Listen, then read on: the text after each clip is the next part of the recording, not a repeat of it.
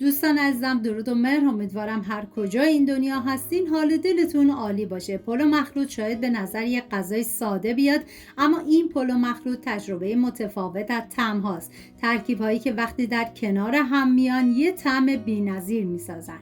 بریم که با هم دیگه طرز تهیه‌اش رو ببینیم.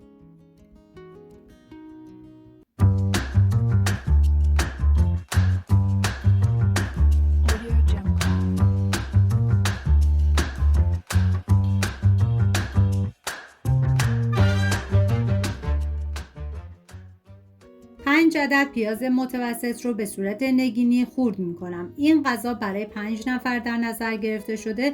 شما به اساس تعداد نفرات مواد رو کم یا زیاد کنید. من اندازه ها رو هم در طول ویدیو میگم، هم داخل دیسکریپشن نوشتم. داخل تابه مقداری کره میریزم. بعد از داغ شدن پیاز ریز شده رو بهش اضافه میکنم، هم میزنم و میذارم تا پیاز کمی سرخ بشه. من پلو مخلوط های زیادی درست کردم که لینکش رو داخل دیسکریپشن گذاشتم. دوست داشتید ببینید، درست کنید و از خوردنش لذت ببرید. نیاز به 600 گرم مرغ دارین که من ترکیب ران و سینه استفاده کردم و خوردشون میکنم. شما حتی میتونید یا از ران مرغ یا از سینه استفاده کنید که این دیگه کاملا سلیقه‌ایه. بعد از خورد کردن مرغ رو به پیاز اضافه میکنم و هم میذارم با حرارت کم به مدت 10 دقیقه مرغ‌ها کمی تف بخورن.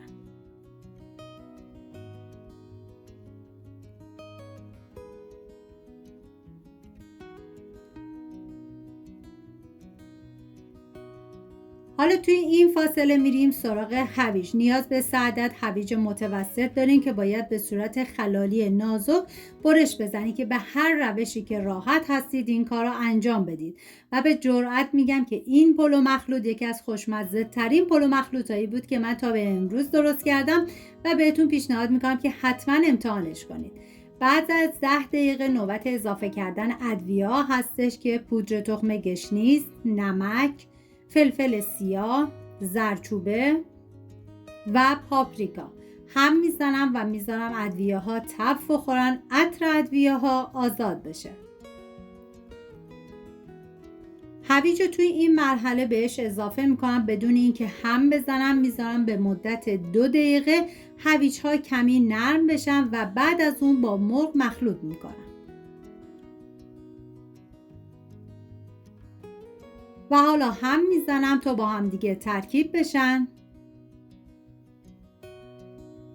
و میذارم به مدت 5 دقیقه با حرارت کم بپزه.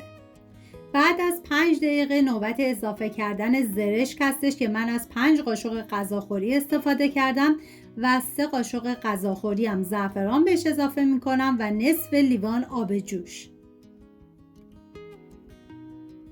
هم میزنم و میذارم به مدت 20 دقیقه با حرارت کم بپزه.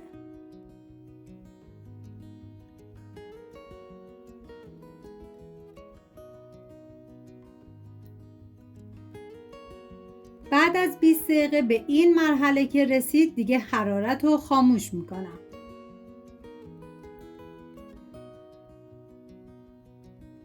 داخل قابلمه مقداری آب ریختم. بعد از به جوش اومدن برنج رو بهش اضافه میکنم. همیشه گفتم برای برنج های پلو مخلوط ها سعی کنید که حتما برنج رو به صورت زنده تر آبکش کنید. بعد از آب کشید داخل قابلمه مقداری روغن میریزم. تدریج مورد نظرتون هر چی که هست بذارید. من از سیب زمینی استفاده کردم. لایه اول برنج میریزم و بعد از مواد مرغی و تکرار میکنم تا لایه آخر برنج. میذارم به مدت 45 دقیقه دم بکشه. این پلو مخلوط ترکیب از مرغ، هویج شیرین و زرشک هستش که طعم فوق‌العاده متعادل به شما میده. هر لقمش یه تجربه بی‌نظیره. امیدوارم از این دستور پلو مخلوط لذت برده باشین. اگر دوست داشتین ویدیو رو لایک و نظرتون رو برام بنویسید. اگه هنوز عضو کانال نشدی سابسکرایب یادتون نره، چون قراره کلی غذای خوشمزه با هم درست کنیم. امیدوارم درست کنیم و در کنار خانواده از خوردنش لذت ببرید. سپاس از همراهی همیشگیتون. تا ویدیوی بعدی خوش بپزید و خوشخوراک باشید. تا درودی دیگر، بدرود.